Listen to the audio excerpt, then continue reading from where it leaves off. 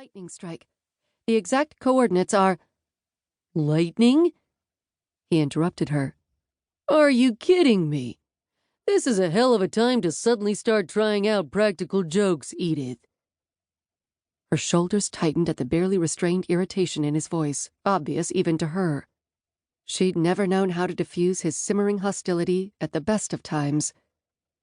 Her free hand beat harder, faster, trying to push back panic. "Negative, base," she said, hoping that formality would magically make him believe her. "I personally witnessed the lightning strike the snag. The fire is well on its way to becoming established." She heard computer keys tapping.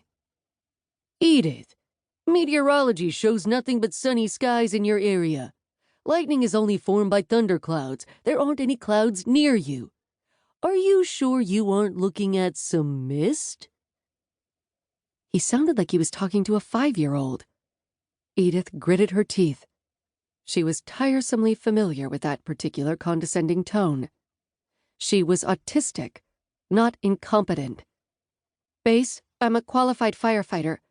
I know smoke when I see it. The wildfire is small at the moment, but we need to get a team out here before it becomes a problem." Edith prayed that he had a team to send. It was only early June, a week before the official start of fire season. Most of the smoke jumpers and wilderness firefighters would still be scattered across America, at home with their families or relaxing on vacation. She might hate every minute of off-season and return to her remote outpost as early as she was allowed, but she knew she was an anomaly. "Let's hope someone else started work early, too." Warren blew out his breath, as though she had personally started the fire just to annoy him. "It costs money to deploy firefighters, you know. I'm going to need additional confirmation before I dispatch anyone. Hold on." If it had been any other fire watcher, Edith suspected he would already have been scrambling a plane of smoke jumpers. The nervous twitching of her hand spread through her body and down her leg.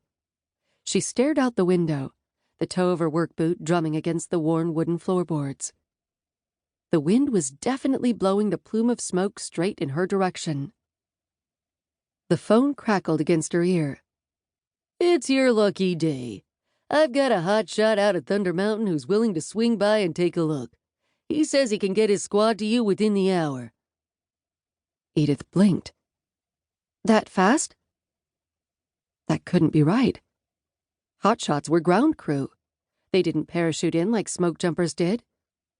Either the hotshot had just happened to decide to picnic right on her doorstep, or he was being wildly optimistic about how fast he could reach her. "That's what he says. Apparently they just happen to be camping in your area.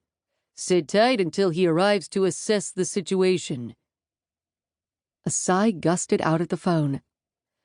"And don't call again unless you're actually on fire. Understand?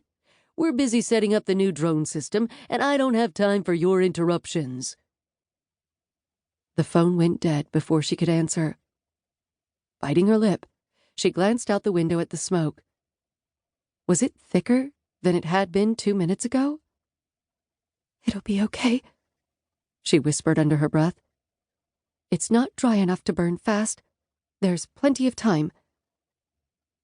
As if in answer, a second bolt of lightning struck out of nowhere, followed immediately by a deafening crack of thunder. Edith stifled a shriek, reflexively covering her head as a tree blew apart barely 100 yards away. A swirl of burning leaves pinged like gunshots off the tower's wide windows, even though her lookout platform was 20 feet off the ground. Edith cautiously raised her head, peeking over the edge of the window. From her vantage point in the tower, she had an excellent view of the nearest lightning-struck tree. The dead snag was burning fiercely, but fortunately it wasn't close enough to any other trees for the fire to spread through the canopy. Instead, it was crawling through the undergrowth, chewing up fallen branches and shrubs. She started to reach for the phone, but stopped. Warren had been very clear, and even if she did disobey his order and call anyway, he probably wouldn't believe her. She was on her own. You're always on your own. This is no different.